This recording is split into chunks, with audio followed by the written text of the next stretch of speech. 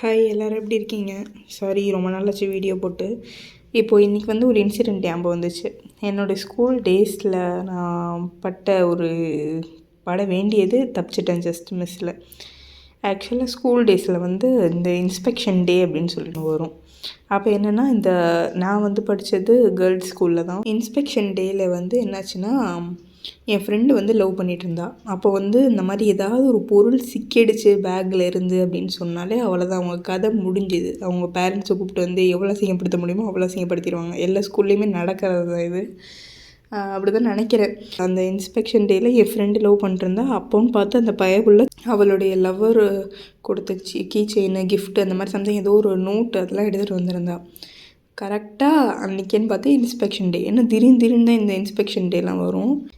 அந்த பயபுள்ள என்ன பண்ணிடுச்சு, அந்த கீ செயினை எடுத்து என் லஞ்ச் பேக்கு தானே வச்சுருப்போம் நம்ம, அந்த லஞ்ச் பேக் உள்ளே போட்டு விட்ருச்சு. நல்ல வேலை அன்றைக்கின்னு பார்த்து இன்ஸ்பெக்ஷன் டே வரலை. அவள் வந்து என் லஞ்ச் பேக்கில் கீ செயின் போட்டது எனக்கு சுத்தமாகவே தெரியாது. அப்படி வந்திருந்தாங்கன்னா நானும் சேர்த்து சிக்கியிருப்பேன் செம்மையாக. வந்து எங்கள் வீட்டில் வந்து எனக்கு roller coaster ride, happy birthday எல்லாமே கொண்டாடி இருந்திருப்பாங்க. ஆனால் அன்றைக்கி இந்த இன்ஸ்பெக்ஷன் டே வரல. அன்றைக்கி தப்பிச்சிட்டேன். அப்புறமா நான் பார்த்து அவகிட்ட கேட்குறேன். அப்போ ஒரு வார்த்தை சொன்னான், தெரியாமல் விழுந்துருச்சிடி அப்படின்னு. அதான் நான் சொன்னேன், உன்னால் தெரியாமல் ஒரு உயிர் போயிருக்கும் இந்நேரத்துக்கு.